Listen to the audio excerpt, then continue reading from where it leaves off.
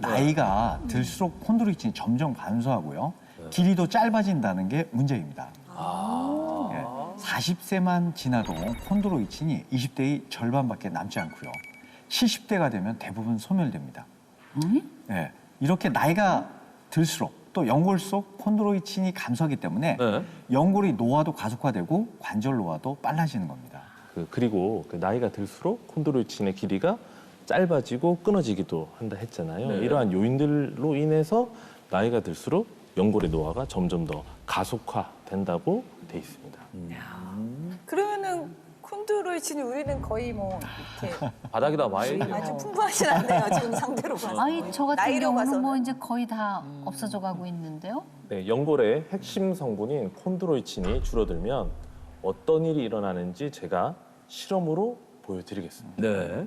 이 스폰지가 정상 연골, 두 분은 콘드로이친이 부족한 연골이라고 가정하고 네. 두 연골이 어떻게 보이세요? 뭐 하나는 매끈하고요. 네. 하나는 약간 밀도가 좀. 예, 성글게 보이는. 네. 근데 우리가 연골이 이제 충격이 어떻게 가해질지에 따라서 어떻게 되는지 실험을 한번 해보겠습니다. 네. 일반적인 관절 연골은 탄력이 있어서 튕겨 나오네요. 이렇게 걷거나 돌아다닐 때 충격이 가해져도 이렇게 튕겨 나가겠죠. 그걸 젊은 관절이라고 봐도 되겠죠? 그렇죠. 근데 이제 콘드로이친이 빠져나간 연골로 가정하는 두부를 해체 보겠습니다. 어머, 아유 너무 깜짝이야. 화장대기. 아우 가슴이 아프다. 아유, 아우 너무 살짝 치신 거죠? 그냥 부셔지네요. 살짝 쳤습니다. 오. 살짝 쳤는데도 이렇게 완전 으개지는 이런 간단한 실험을 통해서 콘드로이친이 빠진 연골이 얼마나 쉽게 부서질까. 그러니까 뼈끼리 그냥 이렇게 부딪히는 거죠. 이게 또 부셔지는 얼마나 아플까? 부서져. 통증이 엄청 심하니. 근데 이게 실험이 너무 와서 닿아서요.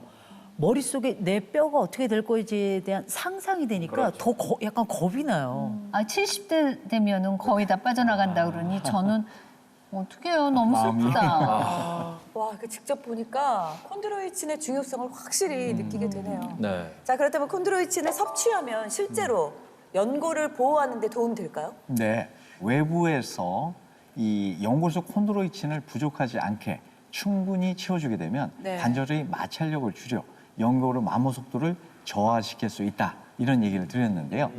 이 한 연구에서 실제 이 무릎 관절염 환자에게 매일 콘드로이친을 섭취하게 한 후 6개월, 12개월째 이 비교해서 살펴보았습니다. 그랬더니 대조군에 비해서 이 전체적으로 측면 부위 연골 부피 손실률이 감소됐다고 합니다. 즉, 이 콘드로이친이 충격을 흡수하기 때문에 연골이 네. 닳아서 관절 간격이 감소하는 것을 줄여주었다고 볼 수가 있습니다. 완충제 역할을 해주는 거네요. 그러네요. 예? 뿐만 아니라 2년간 콘드로이친을 섭취하였을 때 콘드로이친을 섭취하지 않은 군은 관절 간격이 평균 0.14mm 좁아진 방면에요. 이 콘드로이친을 꾸준히 섭취한 군은 관절 간격이 거의 변화 없이 유지되었다고 합니다.